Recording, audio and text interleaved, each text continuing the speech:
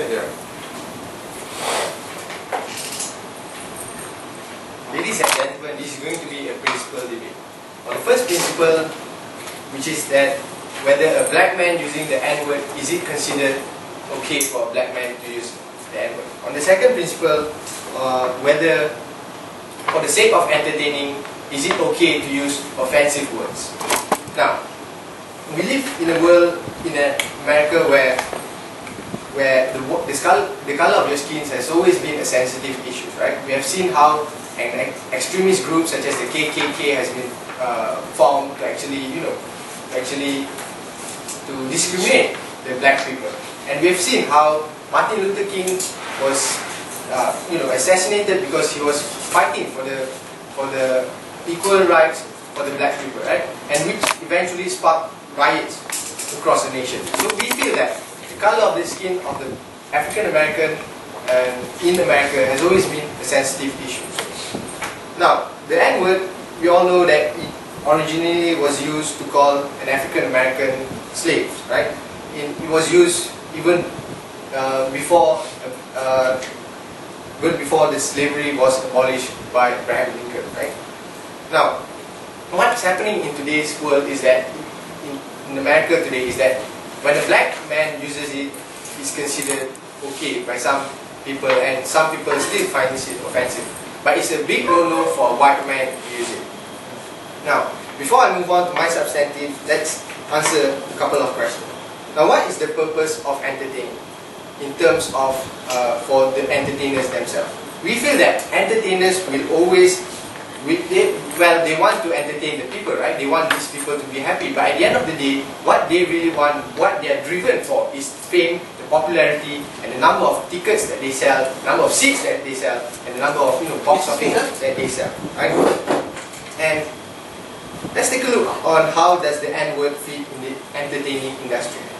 We feel that the N-word is used in stand-up comedians, in stand-up comedies, in movies, to actually make jokes funnier, to actually, well, people don't want jokes to be polite, right? I like Chris Rock the way he is, but some people doesn't like how he uses the N-words frequently. Which people? Secondly, people use the N-word in these industries because they want to get in touch with the street slangs, right? In movies, you want to create a scene where it's close to reality as possible. Like in the ghettos, people don't use, people don't call a black man an African American, people call them niggers, right? Yeah, so that's the purpose, that's how the N-word actually fits into entertaining industry. Now, moving on to my first substantive, which is that discrimination by your own race is not just wrong, but it's more wrong. Sit down. Now, we feel discrimination will always be a discrimination, right? Whether Ahmad says I'm Chinese or myself saying I'm a slant-eyed guy, right? It still is a discrimination to my race. It doesn't matter who says it, it's still a discrimination. The color of your skin doesn't take the offensiveness within the context of the word, right? And this is why. Because the word still represents the context that it brings. The word nigger still represents the history behind the word, right? When a person says a nigger, it still represents the word that white American called black slave back in those days. And even a big part of the black community disagrees on how the black people actually on how black people use this word to call themselves. Sit down. So we feel that the color of your skin does not play a role in taking the offensiveness out of a word. Now, on the first level of this point, right, on how it further exacerbates on the message that it sends. Now we've seen throughout American history on how the blacks have gained equal rights, and how now we have policies that actually protects these people from being discriminated. And we have seen on how black people actually fought for their rights and actually wanted to save to prevent discrimination to themselves. We've seen how Martin Luther King gave his iconic speech. We've seen how a lot of groups that actually protect or want to have an equal right for these people. And they would always say, look, don't discriminate us by our colors. You can't call us niggers because, it's offensive. But let's take a look at what the message is sent when a black man uses it. It's like me, say I'm an Indian, right? I don't like to be called Paria. So I tell my friends, non-Indian friends, don't call me Paria. But within my own community, within my own people, I call themselves Paria. Look at what message it sends. Does it actually propagate the message that you tell the white people? Does it propagate the message that you tell white people to respect you? We say no. In fact, we feel that the kind of message that you send to these white people is that, look, we are doing it, it's fine, you can call us this thing. We feel that it's contradictory to what you are saying to the white people, it's contradictory to what you stand for against these white people. Yes? So if black people are so offended by the N-word, why do they buy so many albums from rappers who use the N-word, like Tupac and the Notorious B.I.G.? Look, you can see how a lot of black people actually use this word, right? By the end of the day, discrimination is still discrimination. The N-word is still considered offensive. Sit down. Now, a big part of the African American community still feels that this is wrong and it's still offensive, right? And we feel that these people, I'll talk on that later in my speech, on how it further exacerbates the use of the N-word, which is the second level of this analysis. Now, what is the difference between a black man calling a black man nigger versus a black entertainer using the word through media? Now, we feel that TVs and media is the difference in this situation, right? Because media plays a big role in this situation. Even in media, in movies, in the entertaining industry, even a white man can say the N-word and is considered okay. So we feel that the ideas that can be transferred through media is very, very likely, right? Because we have seen, we have seen how a lot of Discovery, how Discovery channels actually propagate what they are saying through media. So we feel that it's the same in you actually sending a message, right?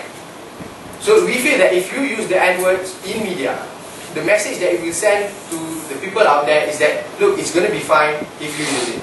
So we feel that when you send these kinds of messages, it further exacerbates the use of the N-word. With that, we are proud to propose. That speech when I was thinking the question, so what?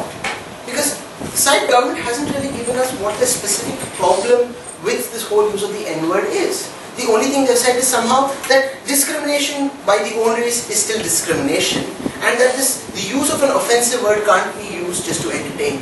That's hinged on two assumptions.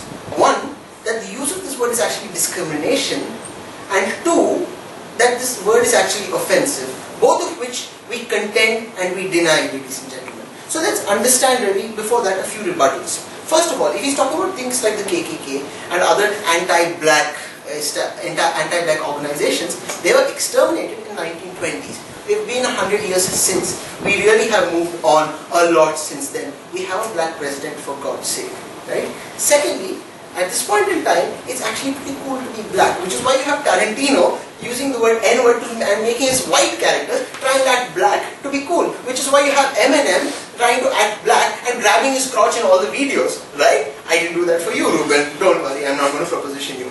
Ladies and gentlemen, even if you don't agree with all of these, the standard for free speech still remains. We think that you can't just clamp down on free speech unless there are extremely large harms that you can show.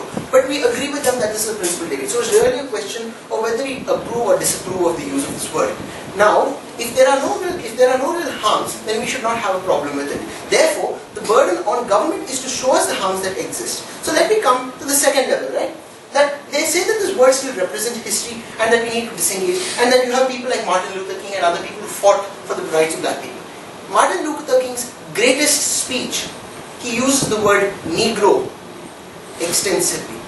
If even he used the word Negro as a method of creating an identity, we don't see why the word nigger should be a problem. Secondly, what the nature of the word itself, the origins of the word were innocuous, right? It represents the Spanish word for color black, which represents the skin color. That's it. Which is why when Balotelli's teammates affectionately call him Negrito, he doesn't have a problem with it. but it comes out in the media and everyone suddenly seems to have a weird problem with it. The intent is important, ladies and gentlemen. There's a difference between a white man who is a racist saying, "That's my nigger," versus me telling my friend affectionately, "That's my nigger." Right? There's a difference, right? And people can very easily see what the difference can be. So let's look at really the intent of this word. First of all, the intent itself changes with the societal atmosphere. If you use the word nigger 30 or 40 years ago, it would be very different simply because the generation at that time and the use of that word and the nature of society at that time was so much more different. It was closed. In the 1920s in Southern America, if you were black, you were lynched. Therefore, it was dangerous to use the word nigger. But also, it was highly offensive because you were essentially pinning that person to the lines. Yes? Are you saying that under your logic, if my intention is good, I can call you the P word? If you call me the P word and your intention is good, I might not necessarily have a problem with it because I know that you're not actually meaning it, right? And the same thing happens for black people. But secondly, that if these black entertainers are using it, there's actually a good effect of that, which is something that I'll explain on and Makta will explain as well, right? The word itself is not offensive. The intent and the way it is used is what is offensive. Secondly, there's a difference between the word nigger and say a word like Uncle Tom, which is actually starts from a derogatory context. The word pariah also starts with a derogatory context, just to let you know, because it essentially means you're an outcast. That's the word, right? On the other hand, if you call me something else, like you're so Indian, la, I don't really have a problem with it because I am, and I know that you mean it in an affectionate sense. But we are digressing here. Let's come back. Let's come back to this debate at hand, right? If the word itself was not meant to hurt, and if the word itself needs to be disengaged from the previous and historical hurts, there's a need to move on. Which is why, if we can use this word and harness the power of this word to create something better, we should. Which is why you have previously words, and the word meaning of words also changed, ladies and gentlemen, as I mentioned. The word ejaculate 40 years ago just meant laugh out very loud or an emission of some sort. Only today it means something very different. The same with orgasm. Secondly, you can use words to create pride, which is why the gay community has appropriated the word queer as from being a denigrating word to a word of identity and pride, which is why earlier if you say, that guy is queer, it's actually an insult. But today, when you say, you're queer, the guy will say, yes, I am, and I'm proud of it. It becomes a sense of pride for him to stand up and say, I don't have a problem with you using that word. Come at me, bro. I don't have a problem with it. And that creates an identity which is important. Because let's understand, if these entertainers really do want to just make money, then, and the black people, if you say that the word is offensive, as black people, they would not buy those many CDs. The fact that they're buying them means that they don't find it offensive. But secondly, we do have a large number of rappers who actually use rap effectively as a medium to create positive communications. People like Tupac Shakur, people like the notorious B.I.G., even somebody like Coolio and NWA use rap as a medium to reach out to the masses, which is something they agree with. When they say, look, they need to speak the language of the streets. Exactly, ladies and gentlemen. If in the hood and in the Bronx and in Harlem, people call each other nigger as an affectionate way, or if they use the N-word just to address each other and they don't see it in a problematic way with each other, we don't think rappers should have that as well. We don't think rappers should be disallowed from using it, because essentially it's an extension of that. But secondly, the use of this word itself is used by them to address a certain population, which is why when you have a song like F the Police, it's essentially an outburst against institutional wrongs. When you have a song like Gangster's Paradise, it's essentially a call to the youth not to get into the gangster lifestyle, right? They need to then talk in the language of the hood. But secondly, they need to also create a pride, which is why today you see people say no real black man would beat his woman. What they're essentially doing is to tell you that there is a certain way, that there's a certain good ideal of being a black man or of being a nigger.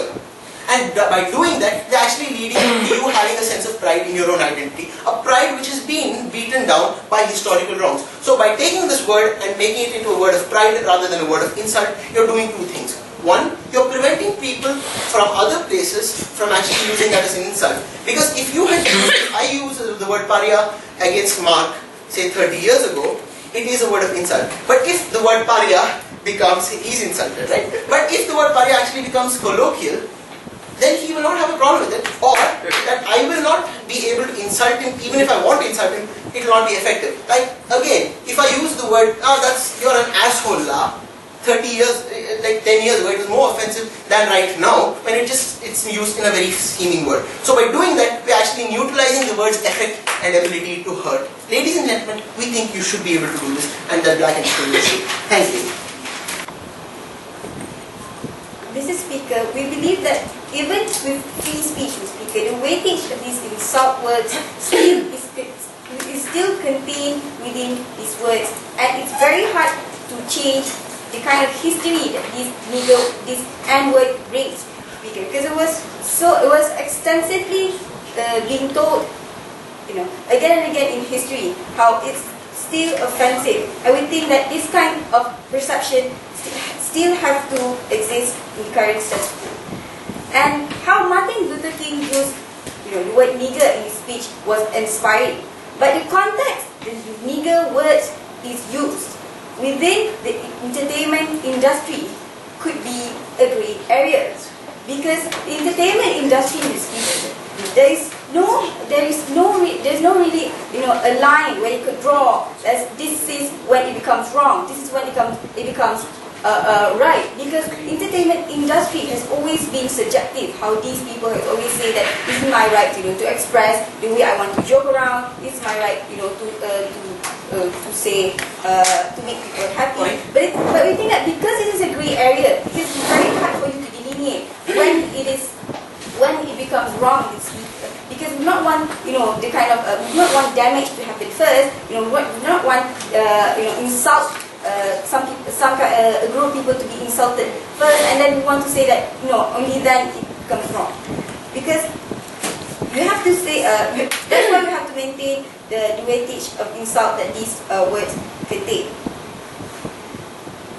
And then we believe that even though you say that it's used as a pride in these words, look at where it's used, Mr. Speaker, in rap culture, in the ghettos, where it is it's in only certain parts in the black community that but think about the larger part where the black community now has progressed, while you think that they still find this kind of word insulting. And coming to our first point, what is the objective of entertainment in using these nigger words? Is first to make it, to make their jokes interesting, to sell their arts, to make profit, to express themselves whatsoever. These objectives, Mr. Speaker, shouldn't supersede the fact that it is still insulting. Because these excuses, I want to make profit out of it, I want to make my jokes more interesting, I want to express myself. These kind of excuses provide a valid platform, Speaker, for discrimination and racist ideas to still be propagated to people. Because what they are saying, as long as you say it on TV, as long as you say it, in the entertainment industry, you're fine. Meaning they're saying that equal rights of discrimination doesn't apply in, entertainment industry. So we think that this is contradictory, because if you're propagating the idea of equal rights, it has to apply everywhere, Speaker, and it has to include entertainment industry as well. So why are they, sidelining and they're like protecting this industry? So only this part, only this part of society are allowed to, commit discrimination towards others. Because we believe that how in society you allow media to be offensive, above the kind of value of respect that we have inculcated within our society so far. So the fact that you still allow it in certain part of society, whereas in that in the majority part of society you find it offensive. So we think that is very contradictory of you, fighting for equal rights only in some part of it, but allowing it to be done in some ways. Yes. Your entire case would still not be proved why it's offensive, because even the black community doesn't mind, given the fact that they bought these CDs in millions and millions. Why are you being an apologist for something even the black community doesn't feel is a problem? First thing is, Speaker, we find it, even though they don't find it, some of the black community don't find it offensive, we still are against this N-word. And secondly, even more, Mr. Speaker, is done by, a black people itself, we find it's contradictory to the kind of equal rights that they want to propagate. And thirdly, when it becomes offensive in speaker, that is also when we are against this usage of N-words in today. We also believe that society has progressed, in terms of equal rights and fighting for discrimination and such. How we do not want this kind of, N-word to be used in daily life. So what you're trying to change is you're trying to change this trend and to reverse it back in speaker. You're trying to reverse this progress, and you're doing it.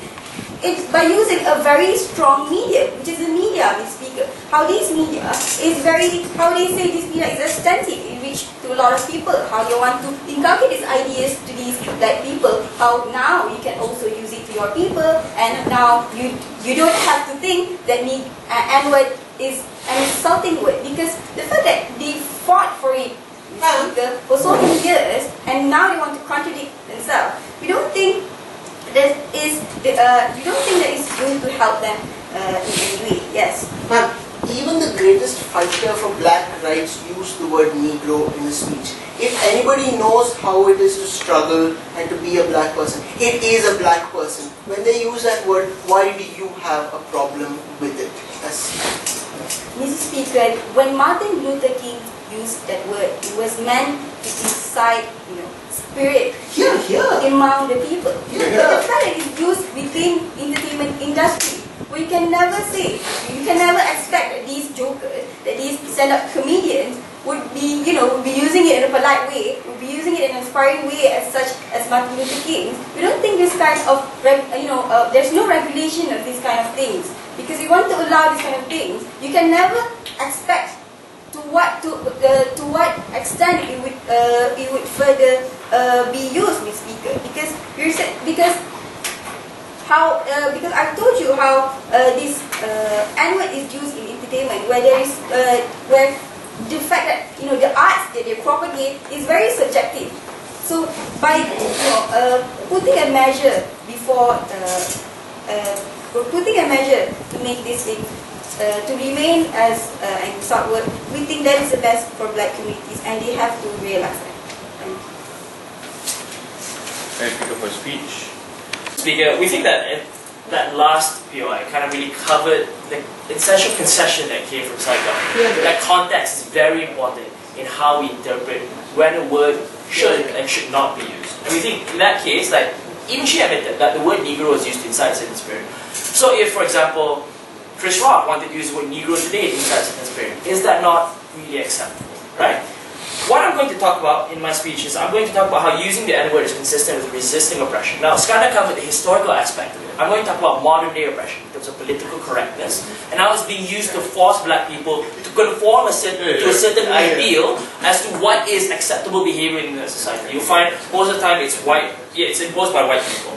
Secondly, I'm going to talk about the role of artists in terms of reaching out to that community, in terms of looking at how art is meant to be consumed. But secondly, I'll talk about, in a world that, I'm going to engage with them, in a world where the N-word is taboo, how even in that sense, artists use certain taboos to push the boundaries of what is acceptable within that society. But before that, I have three rebuttals to make. Firstly, I don't think they've quite dealt with the very nuanced argumentation that came from Scott. It had lots of examples of words where meanings have changed, right? Obviously the word queer, among others, right? Even the word good Samaritan, right? If you actually think about it, means that if you went out of your way to call them a good Samaritan, that means most Samaritans were probably bad people to begin with, right? The point I'm making here is that we're not entirely aware of what the meanings of the word have changed over time. We think we can see how, with more and more usage of the word nigger among the black community, the gradual ownership has come by the black people, especially in the black community. So, given that they've conceded that context is important, given that they've conceded that meanings can change, then what else is left there for them to really talk about? Secondly, is this idea of the grey area of acceptability. And we think that within the second speaker's speech, we heard an insidious kind of proposal that we should regulate free speech. We think we acknowledge that in terms of communications, right, sometimes there are grey areas. Sometimes, there's miscommunication, right? But we have to point out, firstly, that offense is taken, not given. In that, it's really up to the audience to decide whether or not a particular word offends them or not. But secondly, even if they think there's a grey area, we think that when it comes to free speech, there is a higher threshold of harm that needs to be met before you decide that speech is unacceptable to begin with. You can't simply just because you're insulted by it, say that no one should be able to insult you whatsoever. Otherwise, there'd be no comedians, right? Thirdly, let's talk about equality within the media industry, right? And we think that's kind of a red herring. She says that white people can't do it, so black people shouldn't do it either. Firstly, that's ignoring the nuanced argumentation in this kind of speech, talking about how people who choose to use that word within their own group, or where it's acceptable within their own group, isn't necessarily wrong. Their line has been that, oh, discrimination is discrimination, even within your own group. But secondly, we think it's important to acknowledge that black people fought for many rights of equality, including the right to free speech, the right to say what you like. If white people can insult themselves in other ways by calling themselves, I don't know, bourgeois or something, right? We think that black people have equal right to use the word nigger. Not quite the same standard, but you get what I mean, right? Even if, okay, sit down, even if it's unequal, even if it's unfair to white people, given the huge amount of historical injustices that black people have had to face, what's so harmful about letting black entertainers have an advantage that the other competitors don't have? We think that's something we're willing to accept, right? That, it's very Rawlsian, right? Like, original position and all that, we should give them. It's okay to be unequal to a group that's historically been discriminated against, right? There's nothing wrong with that. Yes? If you feel that good intention allows the use of the N-word, then why are you only allowing the black people to use it among black people? No, I mean, because they're the ones who speak out to the black people. They're the ones who reach out. Yeah, we don't really have a problem with it, right? So let's move on to this first idea of using the N-word being consistent with resisting oppression, right? Skylar talking about the historical aspect of it. Let's look at how it's being used today. Political correctness is something that's being used today to kind of moderate or to kind of modulate the kind of behavior that's consistently acceptable. Now, given that Western society is largely white-dominated, then therefore they try to eliminate the use of the N-word because it's become passe, it's become something that's been unacceptable within society. The very reason why there's a certain movement, especially, and it also comes from white people, for the N-word to be unacceptable even among black people, is because white people themselves feel uncomfortable with the existence of the N-word being used among the black community themselves. They're uncomfortable because it reminds them of their own historical guilt in discriminating against black people. And that's why we can't allow this to continue, right? Black people use the N-word among their own communities, to reach out to them. But sometimes they use the N-word also to remind white people what they did to them. And that's something that's important for us to recognize. That black entertainers can do two things. They can either entertain just for the sake of making money, but also for the sake of sending a message. We shouldn't restrict the ability of these people who are part of the media to be able to send that message to begin with. So we think that look at the rap example, right, means that using the N-word is consistent with black trends or black practices of resisting oppression. We don't think they should necessarily conform to the idea that this is acceptable or not. Lastly, let's talk about this idea of the role of artists, right? Let's look at two worlds. One where it's acceptable, right? And this is largely within the black community. Now, Skylar talked about this idea of reaching out. And this is important, right? Jackson Pollock said that art is there to be consumed. Like, that was to justify why he did his art to sell it. Right? But more importantly, if art is there to send a certain message, then it needs to be able to be related to by the audience to begin with. That's what's meant by speaking the language. An example of this is, to use a specific Malaysian example, right? No one really watches Malay dramas in TV 1, 2, and 3 because they use very specific and proper language in terms of grammar. It doesn't reach out to them because that's not the language everyone uses. The Prime Minister admitted from the very beginning that this is the kind of language that is used on the streets. Now, there's no point in you becoming an entertainer, in you trying to send a message, in you trying to, sell out shows and being a black comedian, if people cannot relate to you. Right? And that's something that's problematic. If the black people themselves use it in their daily language, then it's difficult for anyone to relate to them if they don't use that word as well. So in terms of reaching out and sending a message, that's very important. But lastly, it's this idea of pushing boundaries and making people think, right? And that's the primary role of artists, including entertainers, right? The idea here is that art is a process. It's a process of participation to the audience and the sender of that message to begin with. And that process can only happen if you allow as many channels to exist as possible. Not only that, right? Even if the sender has a certain intent with using the N-word, the receiver might interpret it a certain way. That's called the death of the author. It's up to the interpreters of how they want to perceive it at the end of the day. So what have we shown you? We showed you that the N-word is consistent with resisting oppression and that this is important for artists to use it in terms of pushing boundaries and making people think. how the N-word is used today. Thank you. Yeah. Disappointing to see how the opposition does not really understand the nature of words, insulting words such as the N-words, and we believe that regardless of which we disapprove of this usage of these N-words, especially when it's used by the black people themselves. Now, I'll be talking about three issues, which is the first is the nature of these N-words.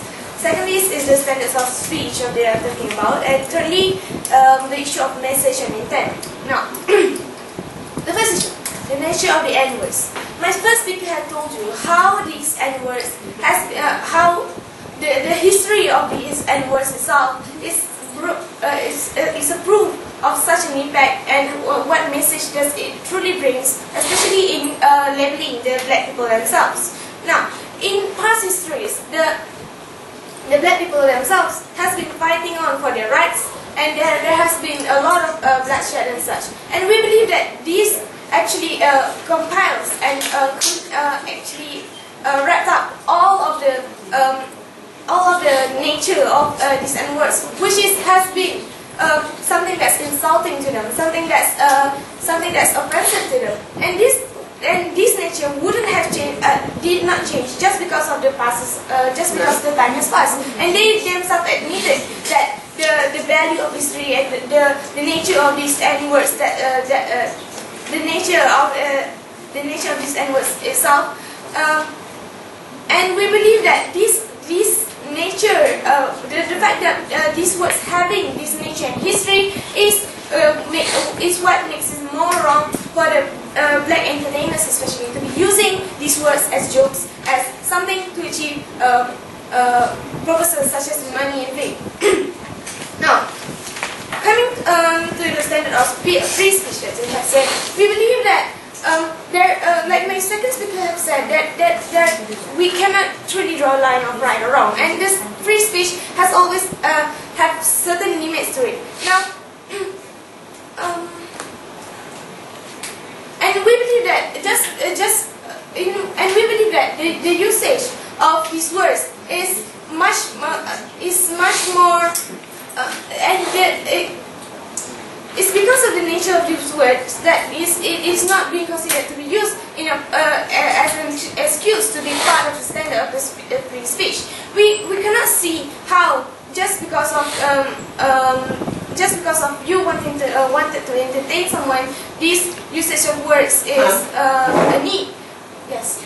Three speeches on, you still haven't told us why this word is so particularly offensive, even though the millions of records bought by black people seem to suggest that it isn't offensive one bit.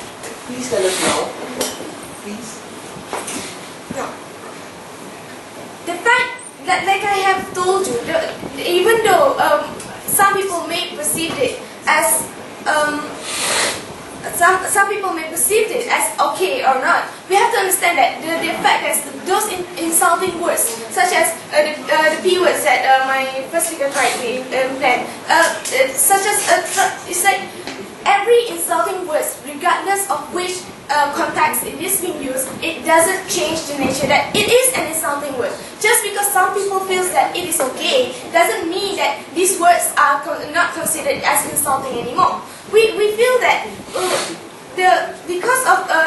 we feel that every insulting words brings a bad message to the world and is offensive to those who are associated, especially with that word itself. Now, the message and intent. They have been saying that it is the role of the artist to actually sending this message and using these N-words as the medium. But we don't see how insulting. We disapprove of this, the usage of insulting words such as the N-words to be the medium of portraying this message. And if they are talking about intent, it relates back to the nature of these N-words, because we don't believe that just by having a good intention will actually allow the usage of these words to be used as something to be perceived as something that is positive. Because at the end of the day, we don't see how using the N-words can be a privilege to the black people, as just because of someone is having a good intent about the usage of that word. Yes. Ma'am, colorful words allow people to express their emotions. There's a difference between saying, "You're my friend," and "my nigger." Isn't a world without colorful words like nigger a lifeless one? If you're talking about colorful words, that we don't see why there is a need and why there is a must that such insulting words can be part of that beautiful words that you are saying. Because at the end of the day, it never actually changes the fact that these words are is an insult at the first place. Now we see that it is also we see these words as especially discriminatory in the sense that they have been trying to throughout the years they have been trying to portray that this is a taboo word. You can abuse this on us, and now they are trying to change that. To change that,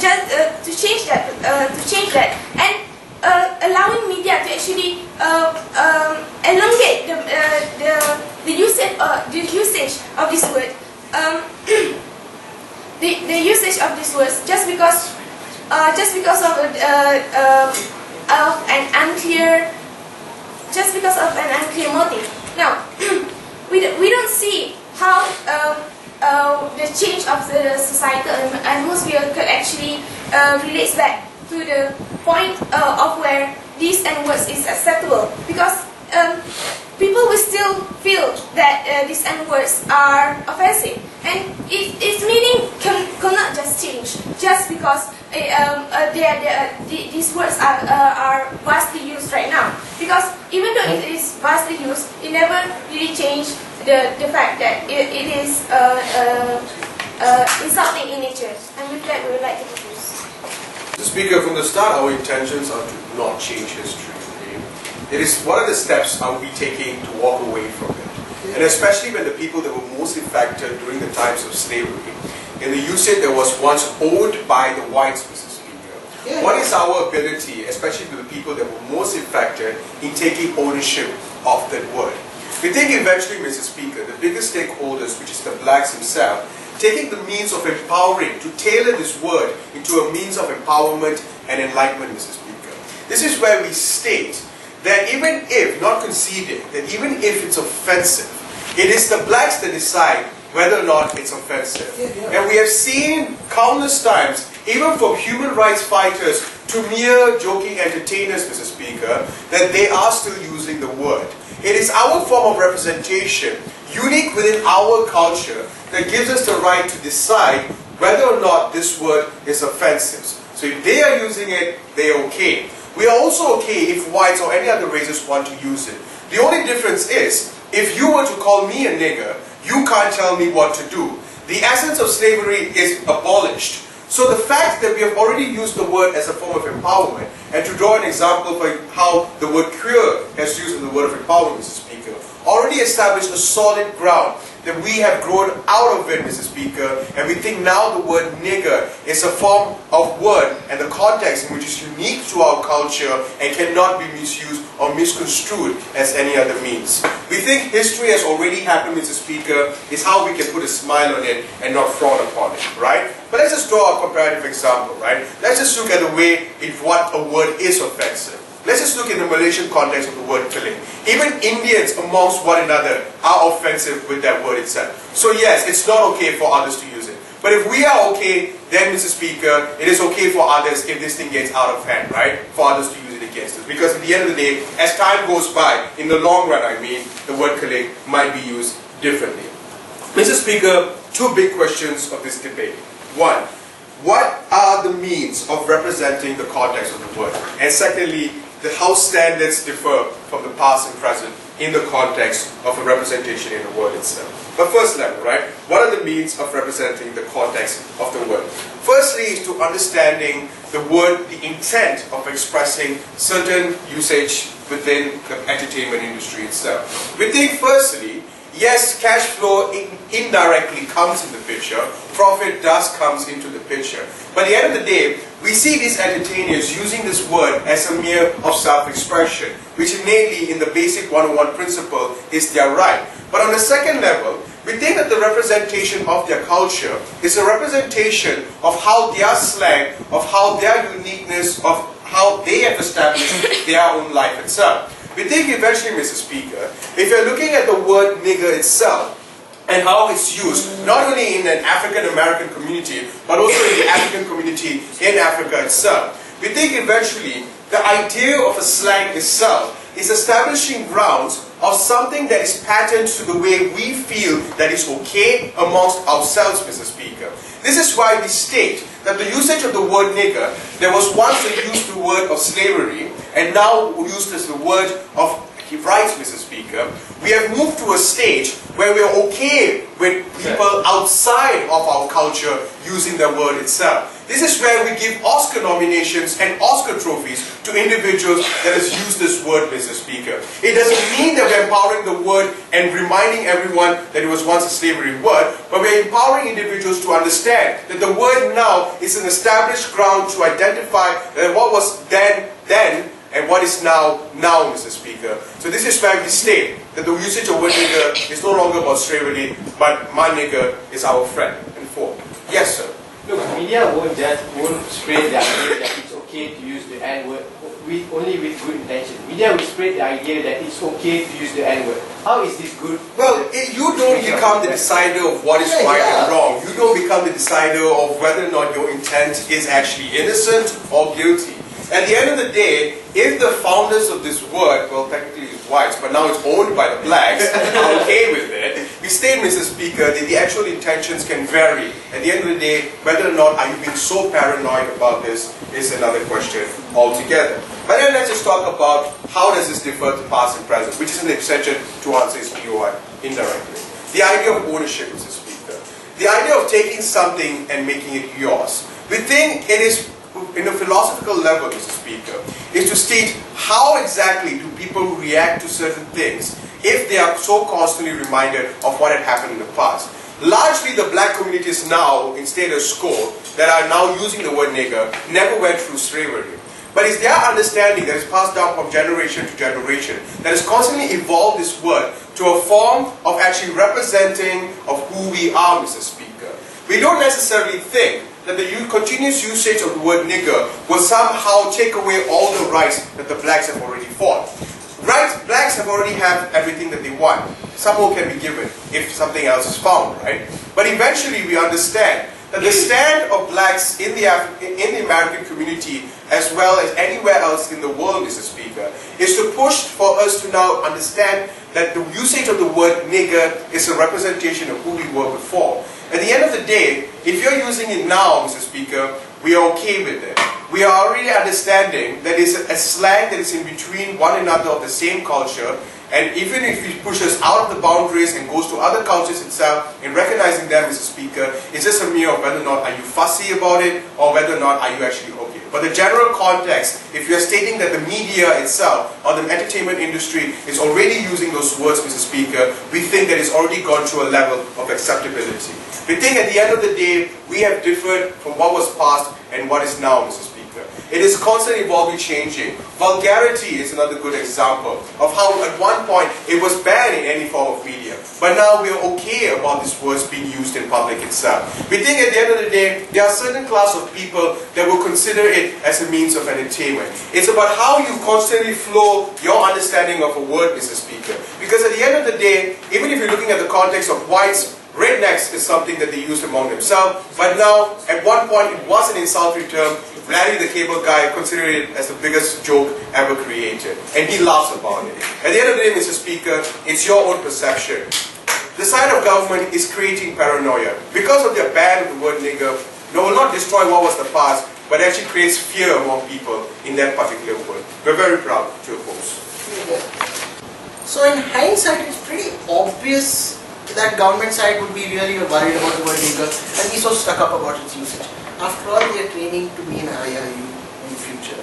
So it's pretty obvious where they come from. So let's really look at what all they conceded, because they kind of agreed with us on a lot of really important issues.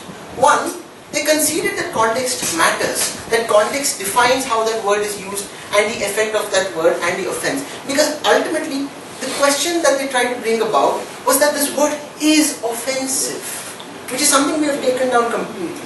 The second aspect is about the usage to inspire, and they said it's okay to use that word if it can be used to inspire, which is what they said when they replied to my POI about Martin Luther King using the word Negro. So let's then look, now that they have conceded these two aspects, about A, whether this word really is offensive and what offense means, and two, the effects of the use of this word by black entertainers, right? Now the first assumption that they have made, because none of the three substantive speeches have they told us how it is offensive. They've just said some black people find it offensive, or that, oh my god, it's offensive because somehow historically it's been offensive, or that we think it's offensive, therefore it is offensive. A, IIU doesn't have the right to judge whether a word is offensive or not. That's for the people who can be offended or the targets of that. That is, the black people. Do the black people, so let's look at this on balance. Do black people find it offensive? Probably not, because they're buying these CDs in millions and millions. Probably not, because just as government conceded, this is the language of the street. This is the language of black people and how they use the N-word among themselves as a term of endearment itself. What that means is that black people don't find it offensive. The only people who might be finding it offensive are some black people or some other stuck-up people. Is that enough then to ban the use of this word or to disapprove of the use of this word? Yeah. We think not, because A, free speech is a value that we want to propound and to propose and to help along. But secondly, the intent is what matters, right? What is the intent of these black entertainers when they use the N-word? And we told you that the extensive use of this word can actually take back control, which is what Mark pointed out, and Makitab had also explained behind that. That the history of this word itself was different. The times have changed, and now the black people are taking back control of the word, just as the gay community took control of the word queer in order to build identity and to build pride. When you can use that word to inspire and to create good effects, that's a good thing. That's something that government agreed to when they agreed with our Martin Luther King point of information. The second is the nature of these artists themselves, right? They asked us if why are we trying to limit it only to black people? A, we're not. We are, like I mentioned in my very first speech, Tarantino uses it. And in fact, he shows his own characters to be wanting to become black in trying to be cool. So we don't have a problem with it. The standard for offense really is the intent of its usage. And we told you that in most cases, if the intent isn't bad, it's not bad to use it. It's highly unlikely that a black guy would want to denigrate another person as being black, Mr. Speaker, first. Second, it's also equally unlikely that once the word has become as innocuous and harmless, that it can be effectively used as an insult by somebody else. That's exactly what we are trying to do here. Third benefit of this entire move is that by creating a sense of identity among these people, you are allowing that word to be used for a greater good and to harness the effect. Even if you remove all of this, what Makitab told you about the nature of entertainment, the nature of being offensive and in a sense pushing the boundaries still remains. The value of that still remains, Mr. Speaker, and we believe firmly in that value. That if you're trying to push the boundaries, it's a good thing. If blacks are trying to take control of the word, it's a good thing. If that word is harmless, that's what it is. In effect, they still haven't told us why it's offensive. We have told you probably why it is and why it's not so bad. Thank you, ladies and gentlemen. We are proud to close. Yeah.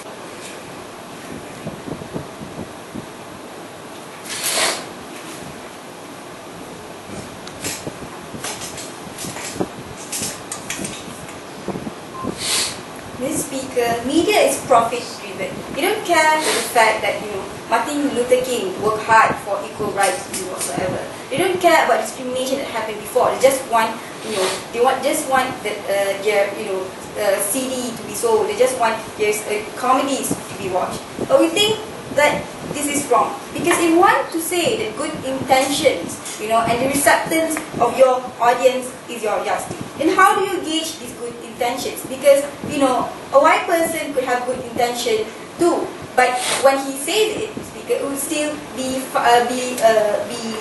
considered as something offensive. And then we believe that, Speaker, because it happens in entertainment industry, where they fight for this free speech, because it allows some kind of leeway for this for more. It allows some kind of leeway of discrimination to happen, and when they're accused of it, because they have these excuses to back them up. So we don't think we have to allow it, because the society has fought for equal rights for years, and when you allow it to happen in certain places, for example, in entertainment industry only, so you say that discrimination can still happen. Equal right doesn't apply here. Equal right, this is a place where everything is free. So we told you that equal right should apply everywhere, and it should include entertainment industry as well. And we believe that because they say you want to remind white people of what they did, the only thing that they're doing by saying these legal words loud out is to remind people that they're different, to remind people that to single out the differences and to make it more apparent. So we believe that this kind of thing is not good, because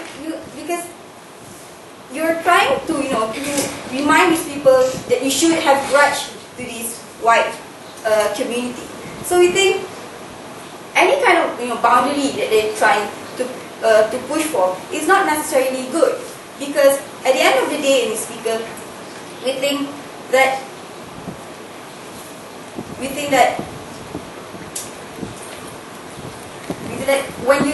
when you're trying to create a gap within this community, it doesn't help with the kind of progress that they have made throughout these years. And on the idea of context in the Speaker, like we have told you, how you can never actually regulate these artists in expressing their ideas and their arts. So we believe that this is when we should tell them, even before Mr. Speaker, that this is wrong for them to include in any kind of expression you don't want to say, because we believe that because this word insult has been historically has been heavily related to the kind of historic events. So we think that this word insult is some kind of a symbol that is very important for us to remember that it's still insulting. And even though some people don't find it offensive anymore, we still have to preserve that kind of context. There is still that kind of perception that it is still insulting. So we believe that you shouldn't allow this to happen, in certain parts of society where you say that discrimination can happen here. With that, we would like to